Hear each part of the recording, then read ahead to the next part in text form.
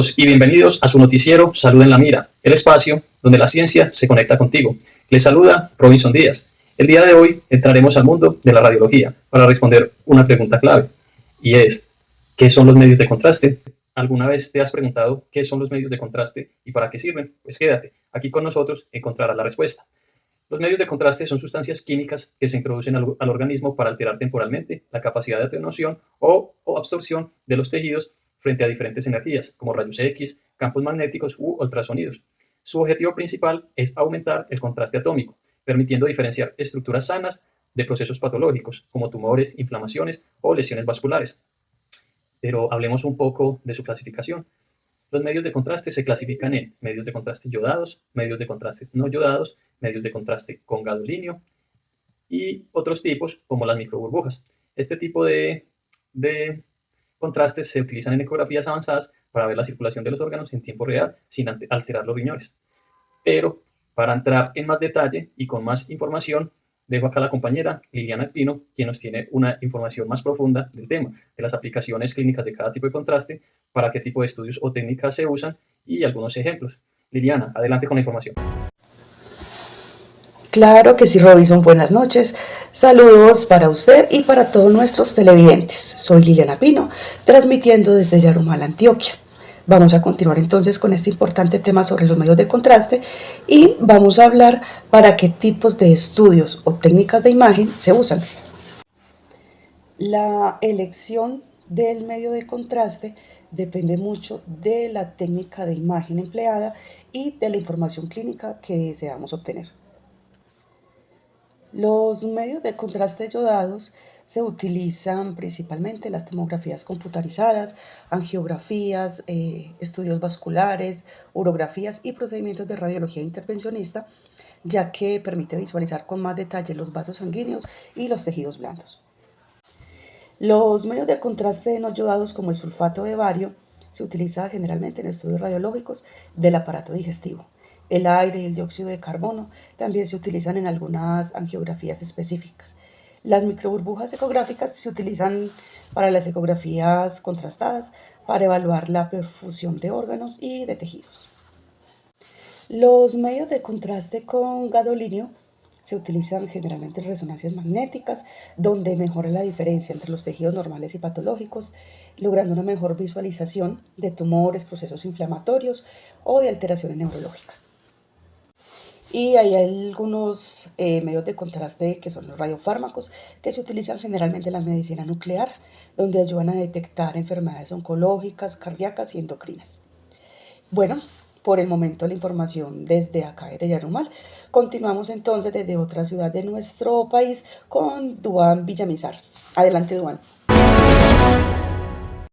Claro que sí, Lina. Hoy continuamos acá de Bucaramanga, donde hablaremos acerca del uso de ejemplos prácticos de los medios de contraste en la medicina. Empezaremos recordando que los medios de contraste son sustancias esenciales en la imagenología médica, ya que buscan mejorar la visualización de las estructuras y patologías para diagnósticos precisos y futuras planificaciones terapéuticas. Vamos a explorar algunos de los ejemplos prácticos en su aplicación.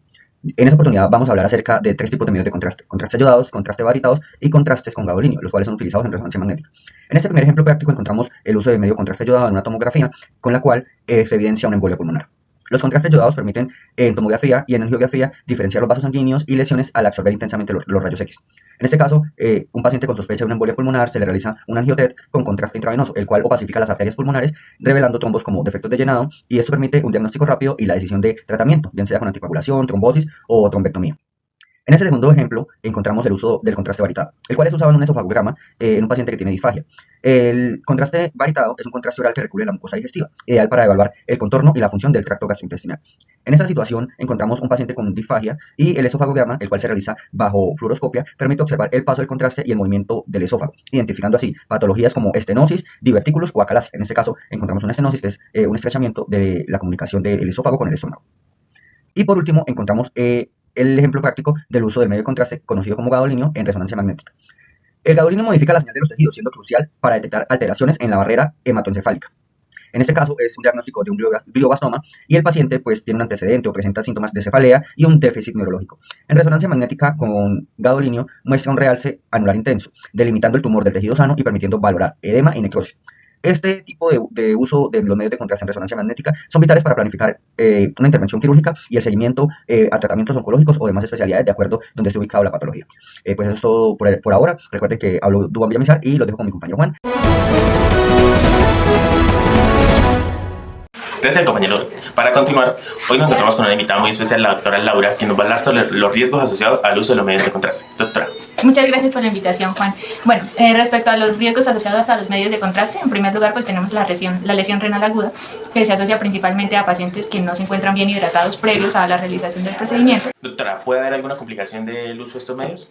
Sí, pues una de las principales y de las más temidas es la reacción alérgica, ¿no? Que puede ir desde reacciones leves como el rash, el prurito o también la fiebre, allá reacciones pues más complejas como el compromiso de la vía aérea y el paro cardiorrespiratorio, que pues ya requeriría maniobras de reanimación avanzada. Doctora, muchas gracias por acompañarnos en este espacio. Muchas gracias a ti, Juan. Hola, buenas noches. Vamos a continuar con nuestro informe especial sobre los medios de contraste. Mi nombre es Claudia Ramírez y después de la información presentada por mis compañeros, finalizaremos con las principales precauciones que deben tenerse en cuenta para garantizar la seguridad del paciente cuando utilizamos medios de contraste. Lo primero que debemos hacer es verificar la indicación y la selección del medio de contraste. Antes de administrar cualquier medio de contraste, el médico nos debe confirmar su uso y para qué estudio solicitado y seleccionar el tipo de contraste adecuado pues, para cada paciente, sea contraste yodado, con gadolinio, de bario o contrastes ecográficos. Lo otro que debemos hacer es evaluar al paciente. Entonces debemos verificar su identidad, que no tenga antecedentes de alergias o reacciones previas a medio de contraste, antecedentes de asma o enfermedades, que la función renal esté súper bien. Esto lo miramos pues con el examen de creatinina, que no tenga enfermedades como diabetes o insuficiencia renal y preguntarle qué medicamentos está utilizando el paciente. También debemos tener el conocimiento de las contraindicaciones y factores de riesgo que estos medios de contraste pueden traer, como alergias, posibles reacciones, ya que si identificamos estos factores pues disminuye el riesgo de que más adelante puedan traer complicaciones graves al paciente. Otro paso muy importante es el consentimiento informado al paciente. Antes de realizar el estudio debemos darle a conocer al paciente cómo hacer el procedimiento, cuáles son los beneficios y los posibles riesgos a los que se enfrenta, explicar las sensaciones que puede sentir e informar las reacciones adversas que esto puede traer. También es muy indispensable la preparación del equipo y del personal. Se debe confirmar que el tipo y la dosis del medio de contraste sean las correctas, revisar la fecha de vencimiento y la integridad del producto. La permeabilidad de la vena también es muy importante para que no vayan a haber extravasaciones. Mantener las medidas adecuadas de asepsia y disponer de equipos y medicamentos en caso de emergencias. Durante la administración de este medio de contraste, el paciente debe estar monitoreado, ya que nosotros debemos vigilar que no ocurran signos de extravasación, si vemos urticaria o dificultad respiratoria, mantener una adecuada comunicación con el paciente y suspender la administración si vemos una reacción adversa. Aunque la mayoría de las reacciones al medio de contraste son leves, el personal de salud debe estar preparado por si existe una emergencia o una reacción más grave. Entonces debe tener a la mano el oxígeno, medicamentos de emergencia, equipos de reanimación y protocolos según cada institución.